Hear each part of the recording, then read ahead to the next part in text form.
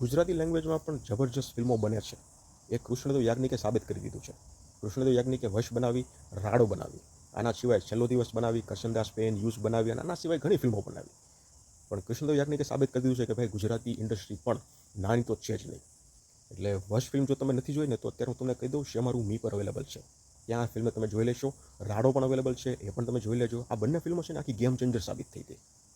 આ ફિલ્મો જોઈ અને લોકોને એમ થયું કે ઓહો ગુજરાતીમાં પણ આ ટાઈપની ફિલ્મો બને છે.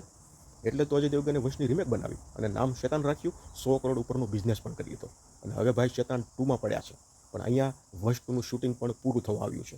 વશ 2 આ જ વર્ષમાં આપણને જોવા મળવાની છે. ક્યાં જોવા મળવાની છે, ક્યારે જોવા મળવાની છે, કઈ તારીખે જોવા મળવાની છે, તો ડિટેલ આવશે એટલે હું શેર કરતો રહીશ. પણ અત્યારે વશની વાત કરીએ ને તો જબરજસ્ત ફિલ્મ છે. હિતેન કુમારની એક્ટિંગ આજ સુધી નથી જોઈ, અત્યાર સુધી નથી જોઈ એવી હતી. જાનકી બોડોઈવાલાની એક્ટિંગ પણ એના કરિયરની બેસ્ટ એક્ટિંગ હતી.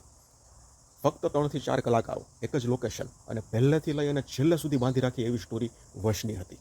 જબરજસ્ત ફિલ્મ બનાવી હતી, પણ થિયેટરમાં જ હતી ત્યારે લોકોએ નહોતી જોઈ. થિયેટરમાંથી નીકળ્યા પછી લોકોને એમ થયું કે આપણે જબરજસ્ત કોન્ટેન્ટ ગુમાવી બેઠા હતા.